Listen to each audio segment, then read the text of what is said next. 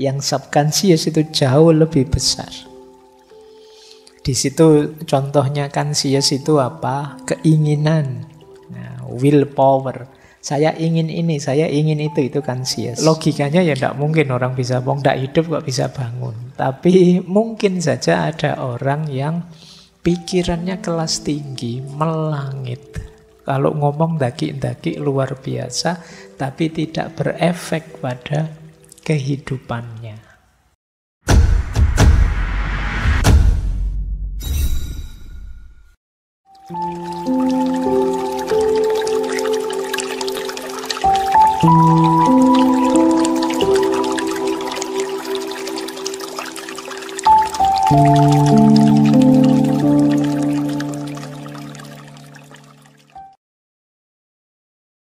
Kita itu bayangannya hidup itu seideal teori-teori yang kita pahami.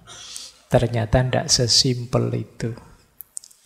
Itulah gunanya, maka ngaji itu harus istiqomah, terus menerus. Bahkan bila perlu diulang-ulang. Pak, sebenarnya sudah pernah tema ini, Pak. Diulang boleh. Untuk mengingat kembali, karena kadang-kadang kita lupa atau tercecer atau tidak ingat lagi ngaji yang kemarin padahal penting dan lain sebagainya. Ya meskipun sampai hari ini sebenarnya tidak banyak ya yang kita ulang, mungkin sedikit-sedikit ada materi ngulang, tapi secara umum temanya beda-beda. Baik, biar tidak lama-lama kita langsung ngaji ya. Sudah panas ya pikirannya, sudah tidak perlu pemanasan lagi. Bulan ini kita masuk di tema tidak terlalu berat. Saya awali dengan tema-tema santai saja, tema-tema yang tidak terlalu dalam, meskipun ada filsafatnya. Pokoknya nanti kalau ada yang rasanya sangat berat ya di skip saja. Kalau di rekaman di YouTube-nya ya diloncat saja, dicepetin saja sampai sekiranya bagian yang ringan-ringan, kan itu aja. Kalau tidak ada kewajiban, karena ini tidak seperti di kampus yang kurikulumnya harus urut, ada wajib menyampaikan ini, menyampaikan itu. Kita nikmati saja ngaji kita senyampe-nyampeknya. Tidak usah mengidealkan macam-macam, tidak usah menarget macam-macam yang di luar jangkauan kita. Kita nikmati saja apa adanya sesuai situasi kita. Baik, malam hari ini tema kita tema kesadaran. Meskipun saya yakin teman-teman malam hari ini kesini itu sadar kan? Atau ada yang tidak sadar? Tidak tahu Pak, saya kok tiba-tiba di sini padahal ya pinginnya apa gitu. Insya Allah semua sadar ya. Alhamdulillah malam hari ini bisa nyampe sini paling tidak secara medis sadar. Bukan orang yang koma, bukan orang yang pingsan. Nyampe sini berarti sudah sadar. Nah malam hari ini kita belajar sadar yang lebih berkualitas. Tidak sekedar sadar bahwa kita bangun, bahwa kita sehat. Mungkin ya sehat sangat penting. Tapi kita coba menggali kesadaran yang lebih dalam. Meskipun pelan-pelan ya, malam hari ini kita pelan-pelan saja melangkahnya. Nanti ada banyak pikiran-pikiran para filosof, tapi dinikmati saja. Mungkin ada yang bisa ditangkap, ada yang tidak. Bismillah, kita mulai. Saya awali dari definisi. Ada banyak definisi kalau teman-teman buka buku, tapi secara umum menurut saya yang disebut sadar itu kita paham tentang diri kita dan lingkungan kita. Kita mengenali diri kita dan lingkungan kita. Ini berarti sadar. Kalau kita tidak kenal diri kita, tidak ngerti lingkungan sekeliling kita, ya kita disebutnya tidak sadar. Jadi yang paling awal justru paling berat itu mengenali diri. Menyadari siapa aku, mengapa aku seperti ini, mengapa aku di sini. Nah, itu bagian dari kesadaran. Oke, itu yang pertama ya. Yang kedua, sadar itu kadang didefinisikan sebagai waspada atau terjaga, bangun. Ya ini lawannya pingsan, lawannya koma, lawannya ngantuk. Nah, mungkin ada yang bilang kalau ngantuk itu setengah sadar, Pak. Setengah sadar, setengah enggak. Ya, bisa saja begitu, tapi intinya sadar itu waspada dan terjaga. Nah, misalnya teman-teman enggak waspada, di depannya ada minuman misalnya. Terus ketendang. Nah, ketendang itu kan berarti dalam kondisi tidak sadar. Terus gelasnya kesampluk misalnya. Nah, itu kan berarti tidak waspada. Meskipun bangun sih, tidak cuma karena kurang waspada. Nah, ini juga disebut tidak sadar. Makanya kalian kan menceritakan pada teman, mohon maaf saya tidak sadar. Saya tidak sengaja, terus gelasnya kesenggol. Terus jatuh. Nah, ya meskipun istilah yang kedua ini kan sering kita pakai jadi modus. Kalau kita salah, kalau kita keliru, kalau kita khilaf apa, terus alasannya tidak sadar. Mohon maaf ya Pak, saya niatnya puasa loh, tidak sadar kok tiba-tiba di dalam warung kayak gini ya, misalnya. Ah, itu kamu kan pakai alasan itu gayamu biar orang tidak menyalahkan kamu. Padahal kamu asik main game misalnya. Loh, saya tidak sadar Pak, dari subuh sampai maghrib saya berarti tadi tidak sholat zuhur, tidak sholat asar. Ya mohon maaf ya Pak, tidak sadar. Ya sadar, wong kamu main game dan menang, ya kadang kalah ngamuk-ngamuk, itu namanya masih sadar. Nah, jadi waspada dan terjaga. Ada juga yang mendefinisikan sadar, itu yang nomor 3 itu.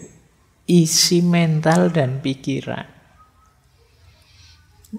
Jadi kalau ini lebih ke bentuk kesadaran. Di isi diri kita, isi mental kita. Misalnya saya ada di sini dengan kesadaran saya sedang memberi kajian. Kalian duduk di sana dengan kesadaran sedang mengikuti kajian. Awas kebalik-balik, awas keliru. Jadi isi mental dan isi pikiran. Termasuk kalau kalian sering ya, saya orang Indonesia loh, saya Muslim loh, saya masih muda loh, saya mahasiswa loh. Ini kan isi kesadarannya. Jadi kalau orang menyatakan kesadaran itu ada kalanya isinya ini. Kalau dibahas yang ketiga ini, tema kesadaran itu bisa luas sekali. Mungkin 90% materi ngaji filsafat itu ya kesadaran. Oke, ya, itu yang kadang-kadang kamu bangun, ya kamu sehat, ndak koma, ndak ngantuk. Kamu ya waspada, tapi orang memarahi kamu. Kamu kok ndak sadar sih? Mbok yo yang sadar, kita itu orang Indonesia. Mbok yo yang sadar, kita itu Islam. Mbok yo yang sadar. Nah, kamu itu mahasiswa. Nah, ini yang nomor 3 ini. Jadi sekarang kita tahu ya, kalau ada orang ngomong kesadaran, coba dicek dia ada di mana. Apakah kesadaran yang pertama, pengenalan diri, pemahaman diri dan lingkungan, ataukah kewaspadaan, keterjagaan? Kalau ini mungkin banyak berhubungan dengan tadi ya, medis dan lain sebagainya. Yang ketiga, isinya. Isi mental dan pikiran. Baik, jadi ini dari sisi definisinya saja. Nah, ya saya tadi sebelum ke sini tiba-tiba melihat judul novel itu. Dulu pernah kita bahas. Karya Ibnu Tufail. Judulnya Hai bin Yaqdhan. Saya bawa kata-kata itu, saya tidak akan bahas isinya. Kalau kalian ingin tahu isinya, dicek lagi ngaji filsafat yang lama ya. Cuma saya tertarik dengan kata-katanya. Ini novel ini ditulis oleh Ibnu Tufel. Sebelumnya juga Ibnu Sina pernah nulis cerita dengan tokoh Hayy bin Yaqdhan juga. Jadi kalau dalam bahasa Arab, Hayy itu artinya hidup, hayyun. Yaqdhan itu artinya bangun. Jadi hidup ini kalau diartikan letterlek ya, itu kan tokoh utamanya memang di novel itu namanya Hayy bin Yaqdhan. Kalian boleh beli novelnya. Terjemahannya banyak. Kalau Arabnya juga ada, malah bisa di-download gratis. Kalau mau. Kan enggak apa-apa buat koleksi. Kamu kan kalau urusan perbukuan kan lebih kolektor daripada pembaca. Ya, saya tahu benar itu. Nah, kalau Hayy itu artinya orang yang hidup. Kalau Yaqdhan artinya orang yang bangun. Jadi Hayy bin Yaqdhan itu orang hidup, anaknya orang yang bangun. Ini menarik ya, dua kata yang digabungkan oleh Ibnu Tufel. Mungkin maksudnya begini. Banyak orang yang hayy, yang hidup, tapi tidak bangun. Ya mungkin hidupnya tidak berkualitas, tidak tercerahkan. Tidak sadar tentang kenyataan dirinya, kenyataan lingkungannya. Maka dia ini hidup, wong yo makan, wong yo menghabiskan uang banyak. Wong yo orang tuanya capek membiayai. Tapi dia tidak bangun, tidak yaqdhan. Jadi tidak menyala, tidak tercerahkan. Ya, saya pakai kata menyala, kalian sekarang kan sering pakai kata menyala itu. Ya. Jadi yaqdhan itu bangun, menyala. Jadi banyak orang yang hidup tapi tidak bangun. Kalau sebaliknya apa bisa, Pak? Bangun tapi tidak hidup. Logikanya ya tidak mungkin orang bisa tidak hidup kok bisa bangun. Tapi mungkin saja ada orang yang pikirannya kelas tinggi, melangit. Kalau ngomong daki-daki luar biasa, tapi tidak berefek pada kehidupannya. Kalau ngomong kayak ya oh. Apa kayak ya oh itu umum luar biasa tingginya, tapi kenyataan hidupnya tidak sehebat mulutnya. Nah ini mungkin bisa kita definisikan orang yang bangun, yaqdhan, tapi tidak hayy. Ilmunya tidak hidup. Dia hanya mengawang-awang. Nah, itu mungkin bisa kita arahkan ke situ. Nah, kalimat ini, kata ini saya bawa malam hari ini paling tidak untuk memperjelas yang dimaksud dengan kesadaran. Ada orang membahas kesadaran itu hanya di level high, di level hidup. Pokoknya ndak pingsan, ndak koma, makannya banyak. Kalau tidur ngorok ya berarti dia hidup, kan gitu. Tapi yang banyak dibahas para filosof, para ulama tentang sadar itu sebenarnya aspek yaqdhan ini. Aspek bangun. Hidup yang tidak sekedar hidup. Seperti dulu ya kata-katanya Hamka itu. Kalau hidup sekedar hidup, ya monyet juga hidup di hutan. Binatang juga hidup semua. Tapi kita ini manusia. Jadi hidup kita harus membangun. Makanya istilahnya yaqdhan itu kan bangun. Jangan tidur saja, jangan rebahan saja. Kita harus bangun. Kalau bahasanya Al-Quran, ya ayyuhal mudassir kum fa'andir. Jadi wahai orang yang berselimut, nah, semoga kalian tersinggung ya dengan kata itu. Atau kalian ngeyel, enggak kok Pak, saya enggak pernah selimutan, Jogja panas sekarang. Jadi tidak tentang saya itu. Itu mungkin kalau diterjemahkan dengan bahasa yang lebih vulgar itu maksudnya, wahai orang yang rebahan, kum fa'andir, bangunlah, bangkitlah.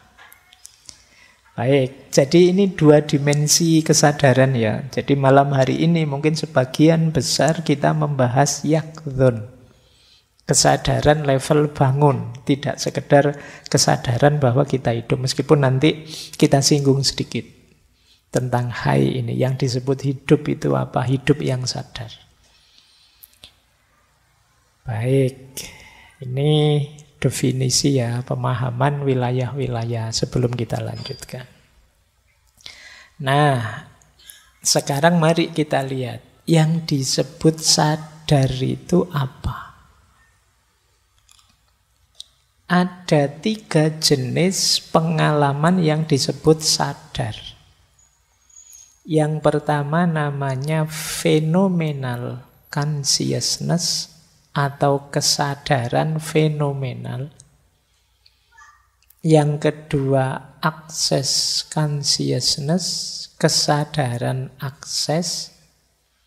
Dan yang ketiga, self consciousness, kesadaran tentang diri. Jadi yang pertama, phenomenal consciousness, kesadaran fenomenal. Kesadaran fenomenal itu kita bisa merasakan pengalaman subjektif. Ketika kita berpikir, ketika kita merasakan sesuatu, ketika kita berhubungan dengan sesuatu, ini namanya kesadaran fenomenal. Sensorik, motorik, psikomotorik, kognitif kita kerja, dan bisa merasakan sesuatu, berarti kita sadar. Tapi sadar secara fenomenal. Misalnya ya, kita bisa minum. Bismillah. Silakan yang ada minumnya diminum. Yang tidak ada dilihat saja.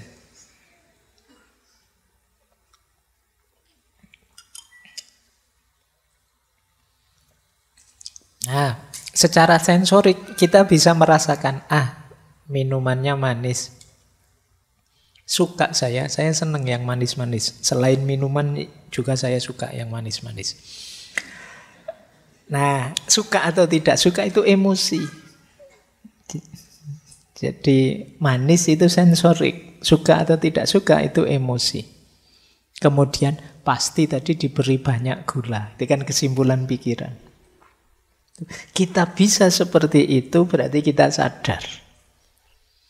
Tapi kalau ditanya, Pak, tadi minum rasanya gimana, Pak? Lupa ya, kayak gimana ya tadi rasanya? Kok enggak ingat saya? Berarti enggak sadar. Nah, ini namanya kesadaran fenomenal. Jangan-jangan ini kelihatan simpel, tapi mungkin sebagian besar pengalaman kita mengalir begitu saja tanpa kita sadari. Ayo kalian tadi berangkat ke sini misalnya, ketemu berapa motor misalnya. Nggak lupa Pak, nggak ngitung saya Pak. Padahal dihitung bisa, tapi kalian kan nggak ngitung. Biarkan lewat saja, itu namanya tidak disadari. Ya, ketika kalian ke sini tadi sudah berapa orang di masjid, ya nggak ngitung Pak, pokoknya banyak gitu saja. Ini secara fenomenal kita tidak secara serius ingin menyadarinya. Meskipun ya sebenarnya masuk dalam sensasi kita, pikiran kita tidak membunyikannya. Jadi kalau ini kesadaran fenomenal, berhubungan banyak dengan rasa. Kalau kalian bertanya gimana sih rasanya, gimana sih sensasinya, nah ini phenomenal consciousness. Yang kedua, access consciousness, kesadaran akses. Kalau kesadaran akses itu kesadaran ketika kita tidak sekedar menyerap, tapi juga menganalisis, tapi juga merespon, tapi juga bereaksi tentang itu. Ini namanya kesadaran akses. Jadi pikiran, kata-kata, atau tindakan Sebagai respon terhadap hasil serapan kita itu access consciousness. Berarti memang sadar. Nggak lewat jalan ini lagi, sering macet. Nah, itu berarti tadi disadari, terus kalian bisa mengaksesnya, bisa meresponnya. Baik dengan pikiran maupun dengan tindakan, bahkan mungkin dengan kata-kata. Ada orang yang fenomenalnya bagus, tapi aksesnya tidak. Jadi dia tidak berdaya merespon, tidak berdaya, tidak bisa memikirkannya, menganalisisnya. Ini jenis kedua. Ada lagi yang ketiga, kalau ini balik lagi ke dalam membaca diri kita. Kesadaran diri itu, aku itu loh kok suka minuman yang manis ya. Padahal kata dokter tidak sehat loh. Terus kita berpikir tentang diri kita, itu namanya self-consciousness.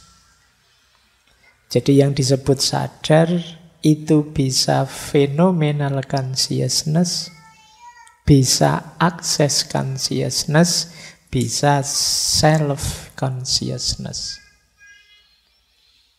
Ini jenis pengalamannya. Saya lanjutkan, kalau informasi. Nah, inilah cirinya kita benar-benar sadar. Jadi kalau teman-teman ingin menguji saya ini sadar beneran atau tidak, coba lihat 7 aspek ini. Ini konsep ini disebut 7 aspek kesadaran. Dari yang paling fisik sampai yang lebih dalam. Nah, sekarang kita lihat, kita termasuk orang yang sadar apa tidak. Yang pertama, orang sadar itu cirinya mampu menyadari dan menyerap informasi sensorik. Jadi ciri pertama persepsi. Mata bisa melihat, kemudian telinga bisa mendengar, kemudian hidung bisa, hidung itu apa? Mencium ya. Kamu kalau ciuman pakai hidung? Ya, membau. Ya. Terus kalau merasa pakai apa? Merasa itu lidah apa hati? Iya. Kamu pelajaran panca indera masih belum lulus. Yuk belajar dalam-dalam. Oke ya, yang pertama persepsi. Persepsi normal berarti lumayan, kamu sadar. Tapi hanya satu unsur, masih ada unsur yang lain. Orang sadar yang kedua, cirinya apa? Attention. Attention itu bisa memfokuskan kesadaran pada hal tertentu dan menyisihkan yang lain. Ini namanya orang sadar. Saya sekarang tak ngaji, main HP-nya nanti saja, berarti kamu sadar. Jadi, saya sekarang tak makan dulu, nanti saja main gamenya. Nah, ini namanya bisa melakukan attention. Berarti kamu benar-benar sadar. Ada loh orang itu yang sulit untuk fokus. Tidak bisa melakukan sesuatu secara penuh perhatian. Nah, orang yang kesadaran penuh itu bisa attention, bisa memfokuskan target kesadaran pada objek tertentu. Nah, yang kedua, intention. Intention itu bisa punya target, punya intensi, bisa punya maksud. Kalau situasi kayak gini enaknya harusnya kita ngapain ya? Jadi ada maksud yang bisa kita lihat, berarti memang sadar. Kalau kita tidak sadar, kita tidak mungkin punya keinginan ini, keinginan itu. Jadi tidak apa-apa kalau kamu punya teman cerewet. Aku pengen ini, aku pengen itu. Ya, alhamdulillah, meskipun tidak keturutan, yang penting temanku masih sadar. Jadi dia ndak pingsan, ndak tidur, ya dia masih sadar, alhamdulillah. Nah ini intention namanya. Mampu punya keinginan. Kemudian yang keempat, self-awareness. Mampu mengenali dirinya. Kalau temanmu sering bilang begini, itu kan kamu, kalau aku begini, itu berarti dia punya self-awareness. Dia tidak tenggelam dalam kerumunan, dia tidak takut mengekspresikan dirinya, tapi dia bisa mengenali, ini loh aku. Terus punya self-awareness, mengenali diri sebagai individu yang unik, sebagai diriku sendiri. Itu yang keempat. Yang kelima, orang sadar itu emosinya hidup. Emotional experience. Kita bisa gembira, bisa sedih, bisa marah, bisa cemas, bisa senang. Berarti sadar. Jadi bisa merasakan dan mengekspresikan rasa. Berarti sadar. Gimana ngaji malam hari ini? Tidak tahu ya Pak. Ayo, berarti kamu tadi ngajinya tidak sadar. Kalau tidak cocok, tidak enak Pak ngajinya tadi. Enak Pak ngajinya tadi. Itu kan emosimu hidup, main. Berarti kamu menjalankannya dengan sadar. Jadi kalau kita sadar itu emosi kita pasti bekerja. Meskipun tidak dinyatakan, meskipun tidak dibunyikan. Begitu ditanya kamu bisa jawab, misalnya gimana kuliah hari ini? Wah, enggak kayak minggu lalu Pak, saya agak capek. Kayak itu kan emosimu main. Ketika kamu benar sadar, ini akan main. Kemudian ciri lagi yang keenam, orang sadar itu volition. Volition itu bisa membuat keputusan sendiri secara sadar.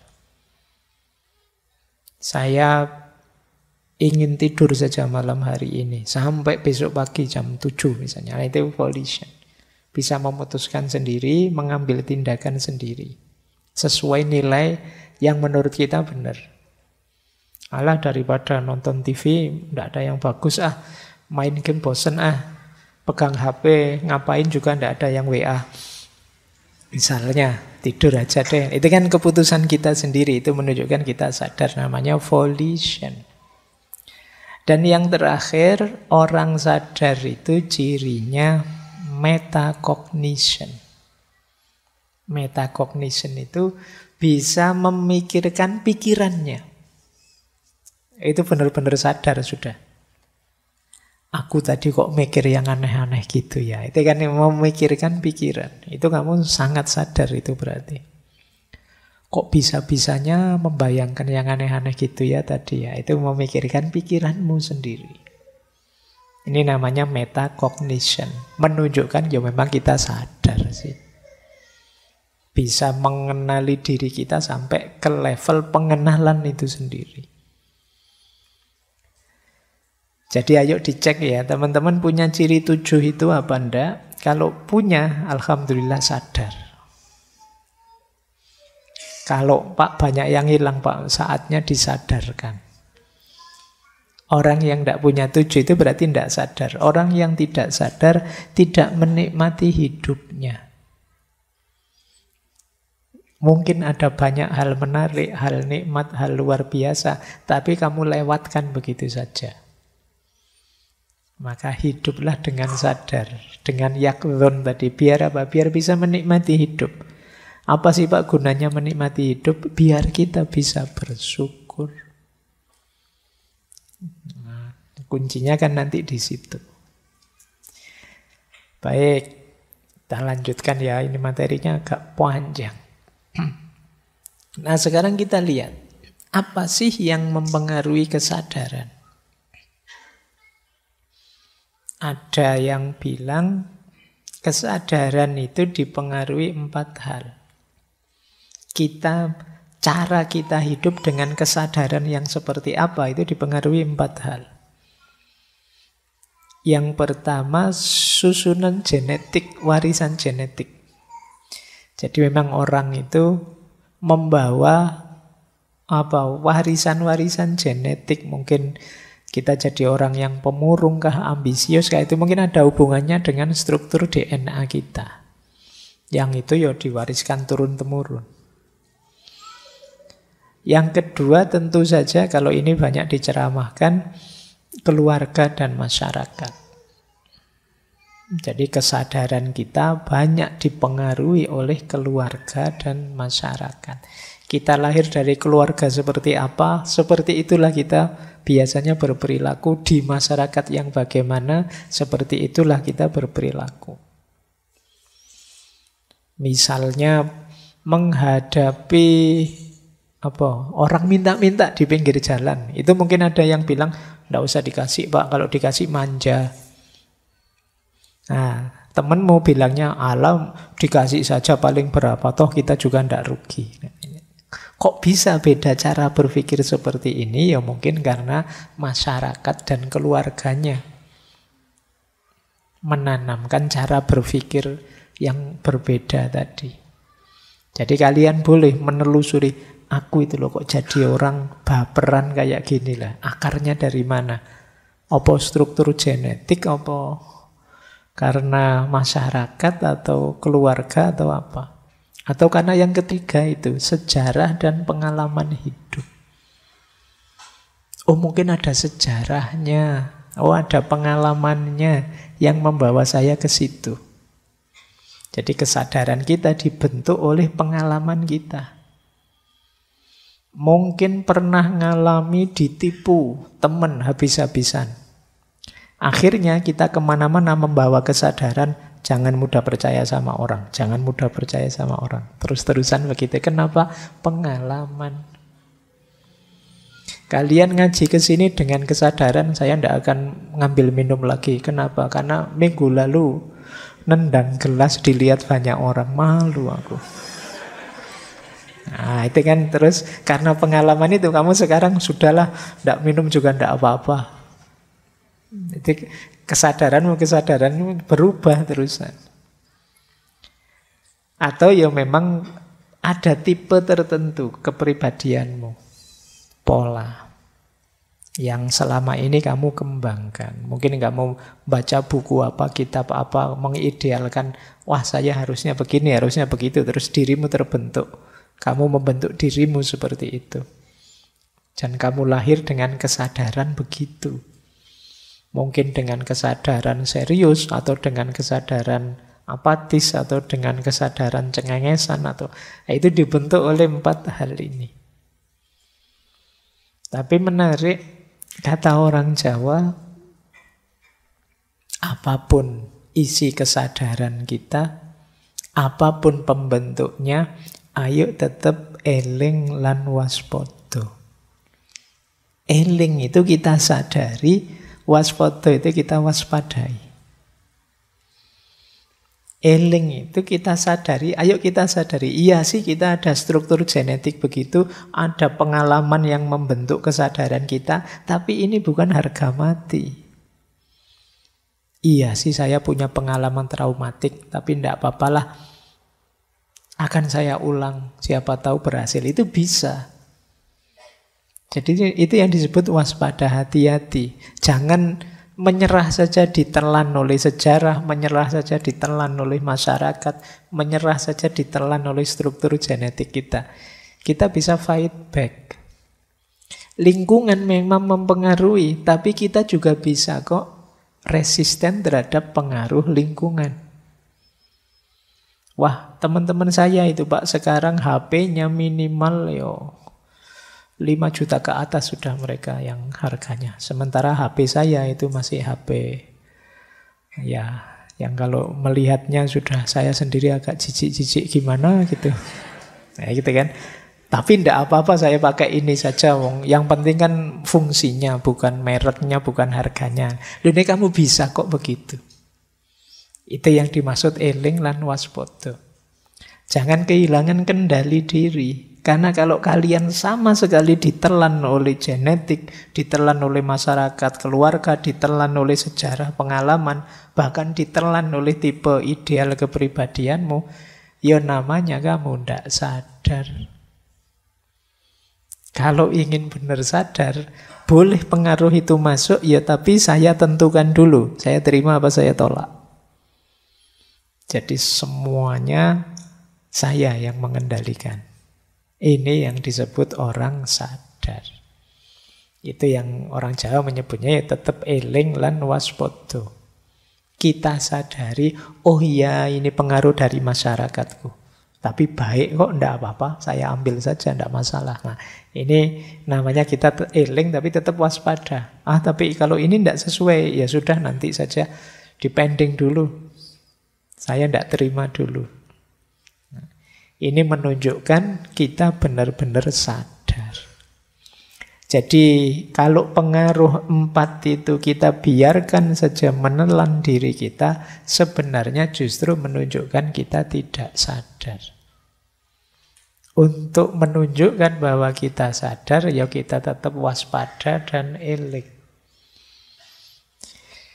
Ini saya ambil pakai istilah bahasa Jawa, tidak apa-apa ya, kalian akrab, familiar dengan istilah ini. Kapan-kapan kita bahas panjang lebar istilah eling lan waspada ini.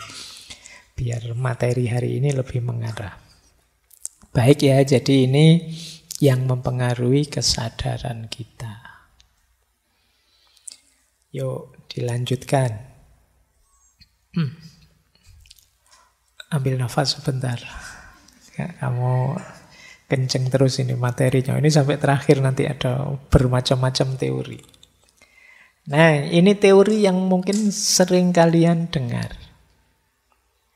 Ada kesadaran namanya conscious. Ada bawah sadar namanya subconscious. Ada ketidaksadaran namanya unconscious. Ya, sadar itu berarti yang saya lakukan, saya pikirkan, saya katakan secara sengaja. Sadar. Serius dan sengaja. Kalau subconscious, segala yang tidak kelihatan, jadi tidak berada dalam kesadaran saat ini, tapi dia akan muncul kalau ada pemicunya. Dan biasanya ya munculnya tanpa kita sadari, makanya disebut subconscious. Misalnya apalah kebiasaan-kebiasaanmu. Misalnya kamu setiap kali minum selalu saja diputer misalnya tutupnya. Ini kan kebiasaanmu. Itu kan kamu tidak sadar. Tapi kalau mau disadari bisa. Itu yang disebut subconscious. Ada ndak yang kalau minum ndak mau dari ujung sini tapi diputer, khawatir bekasnya orang, diputer terus minumnya gini. Dan itu kebiasaanmu yang kamu ndak sadar. Keluarnya selalu begitu. Itu kan namanya ndak kamu sadari, tapi kalau mau kamu sadari bisa. Kamu inget-inget, iya ya saya itu kalau minum selalu begini misal. Ini namanya subconscious. Saya itu kalau dimarahi selalu saja terus di kamar, nutup kamar, nyepi, menyendiri gitu. Itu kamu ndak sadar. Begitu. Tapi kalau diinget-inget bisa. Ini namanya subconscious. Kalau conscious itu yang kelihatan tiap hari, pikiranmu, kata-katamu. Kebiasaan-kebiasaan rutin itu biasanya subconscious. Nah, jangan dikira subconscious itu sedikit, justru jauh lebih besar. Ini bedanya conscious sama subconscious. Ada yang bilang conscious mind itu hanya 10%. Yang 90% itu subconscious mind. Jadi gambarnya kayak gunung es. Ujungnya kecil, tapi sebenarnya yang subconscious itu jauh lebih besar. Di situ contohnya conscious itu apa? Keinginan. Nah, willpower. Saya ingin ini, saya ingin itu conscious. Memori-memori jangka pendek. Ini conscious. Tadi ngajinya dimulai jam 8 tepat. Ini conscious. Atau berpikir logis, berpikir kritis, ini conscious. Tapi yang subconscious banyak belief, kepercayaan-kepercayaan kita. Ini subconscious. Kadang-kadang kita lupakan, tapi nanti pada saatnya dia akan keluar sendiri. Kalau situasinya pas, sesuai. Sebentar. Jadi kayak kita percaya bahwa biasanya kalau gelap-gelap itu ada hantunya misalnya. Itu kan biasanya subconscious. Kita ndak selalu menyadari, tapi begitu momennya pas, muncul itu, belief itu.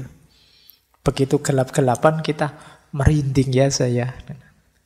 Kenapa? Sebelumnya ada belief itu di subconscious. Emosi-emosi tertentu, kebiasaan-kebiasaan, nilai-nilai, reaksi protektif. Reaksi protektif itu misalnya ya kayak tadi lah contohnya gelas tadi.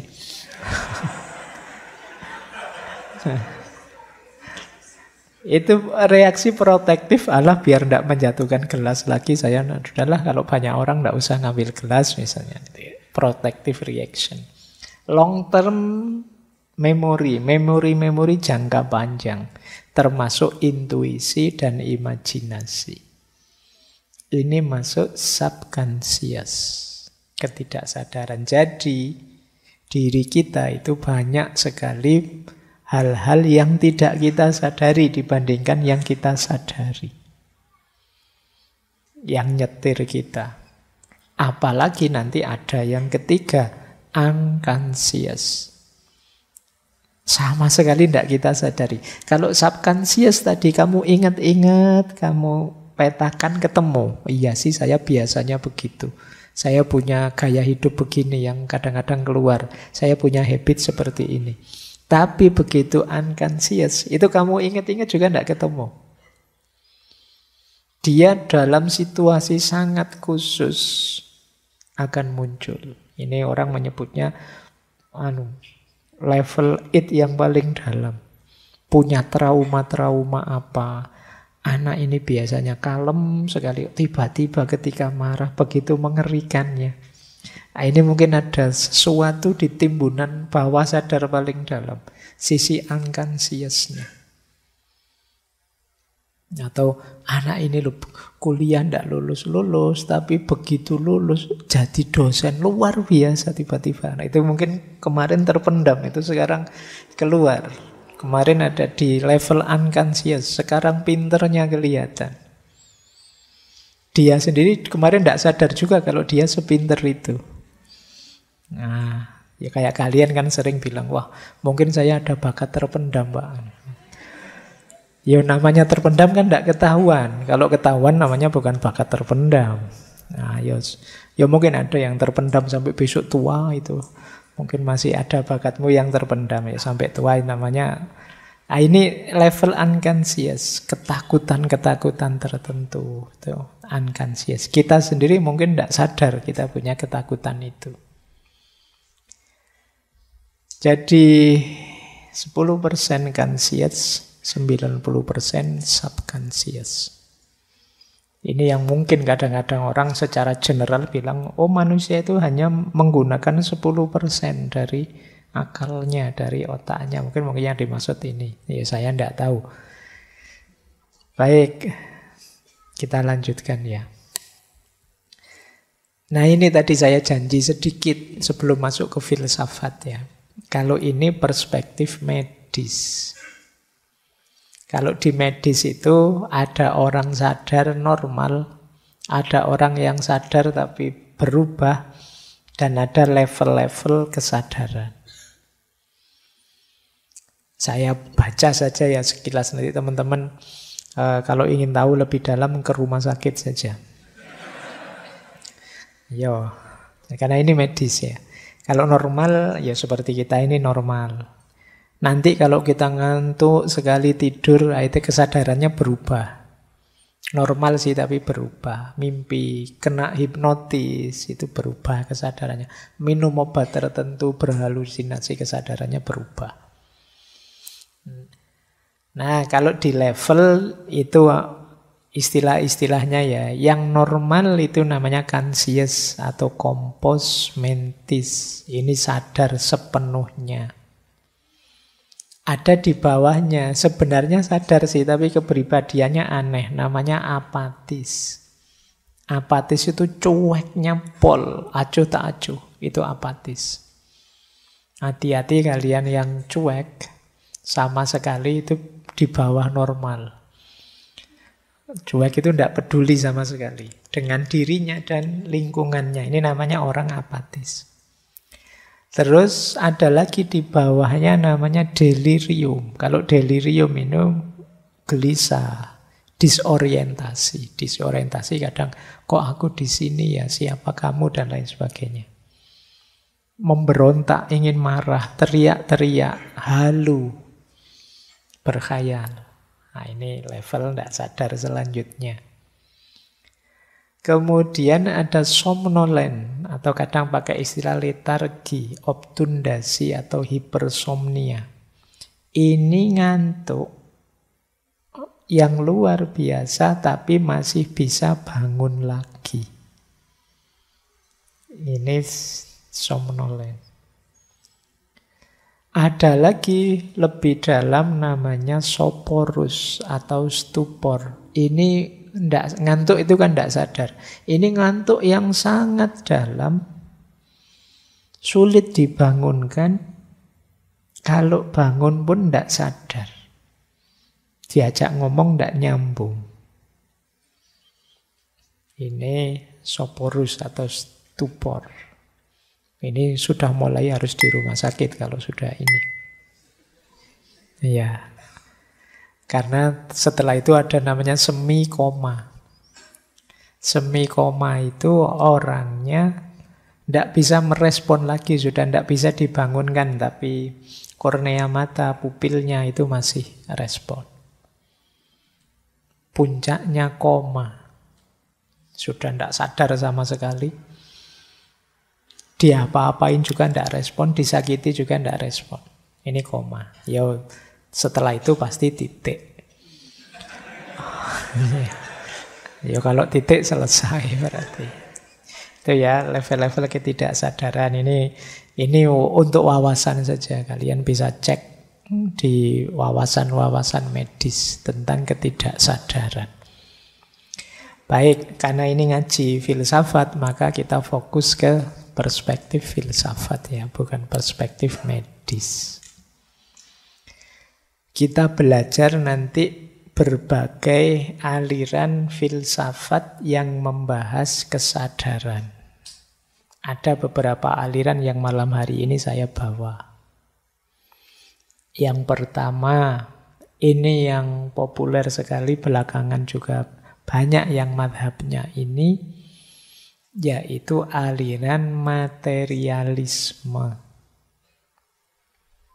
Materialisme itu punya pandangan, ya segala sesuatunya itu bisa diakses, dilihat, diukur dari aspek materinya.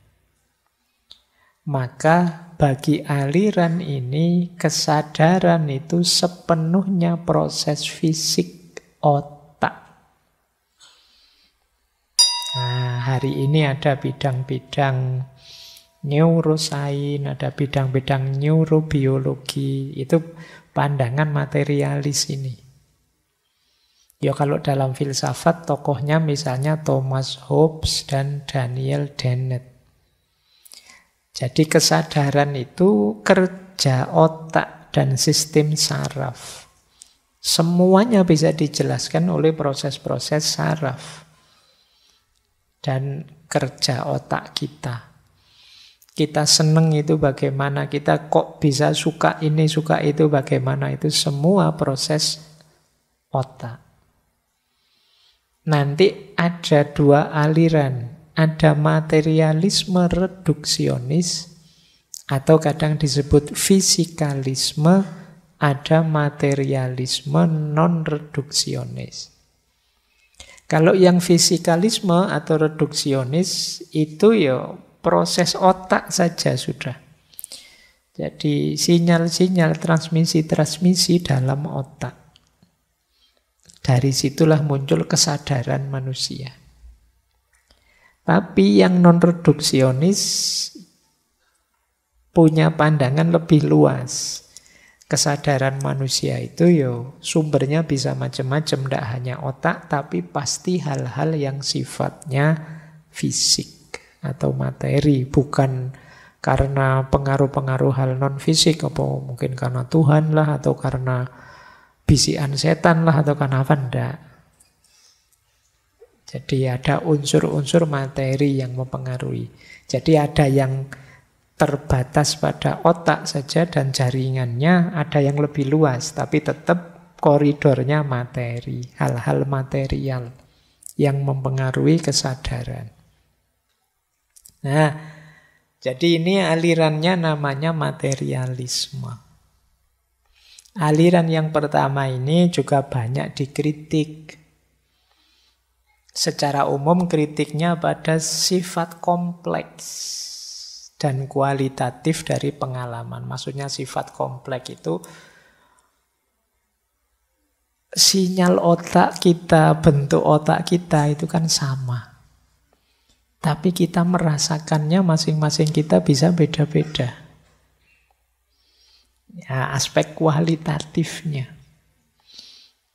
Jadi seperti apa sih proses kualitatifnya itu? Kalau proses kuantitatifnya mungkin lah bisa dijelaskan dengan otak.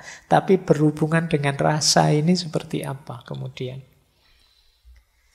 Dan juga hubungan antara materi dengan pikiran. Ini panjang hubungan materi dengan pikiran ini kalau dalam filsafat. Otak dengan pikiran itu kira-kira nyambungnya bagaimana? Itu kan yang satu sangat materi, sementara yang satu sangat abstrak. Kira-kira relasinya seperti apa? Ini juga masalah. Nah, ini madhab pertama. Ini ketika sudah masuk ke sini itu seperti saya bilang di awal tadi ya, kalau masih bingung di skip saja. Ini agak banyak alirannya. Ini saya hanya ngasih pengantar-pengantar, teman-teman silakan memperdalam sendiri. Yang kedua, tentang kesadaran.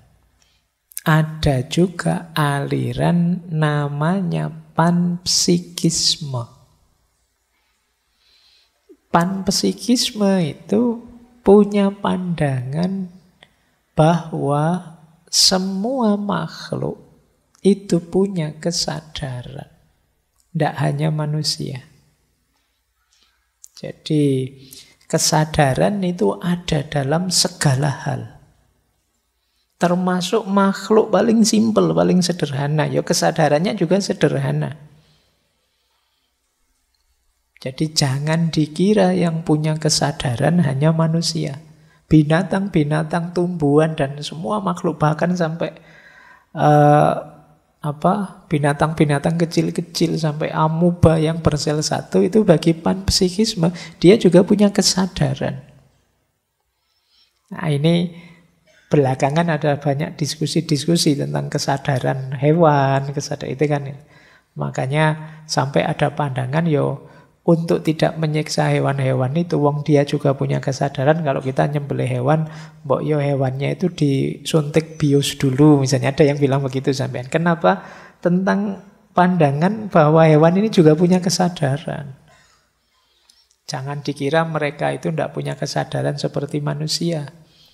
Makanya dalam Islam kalau kita kayak kurban besok itu mau nyembelih sapi 5 atau kambing 7 itu kalau bisa pas nyembelih jangan diperlihatkan temannya. Kamu nyembelih sadis sekali, jangan malah dipamerkan ke kambing yang lain. Lihat nih, ini teman.